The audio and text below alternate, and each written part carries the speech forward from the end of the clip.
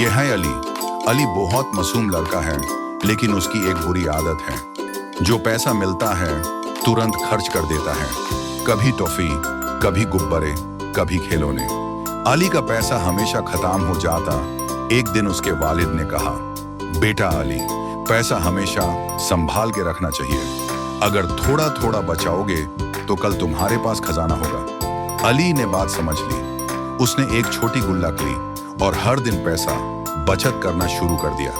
दिनों बाद गांव में मेला लगा। हर बच्चा खिलौने और मिठाई लेना चाहता था, लेकिन कुछ के पास पैसा नहीं था। अली ने अपनी गुल्लक खोली और देखा कि वो पैसों से भर गई है। अली ने सिर्फ खुद ही नहीं बल्कि अपने दोस्तों को भी मिठाई खिलाई। सब हैरान हो गए। अली मुस्कुराया और बोला, यह सब बचत का कमाल है। अगर हम पैसा बचाएंगे तो कल की खुशी पक्की है। बच्चों, बचत हमेशा फायदेमंद होती है।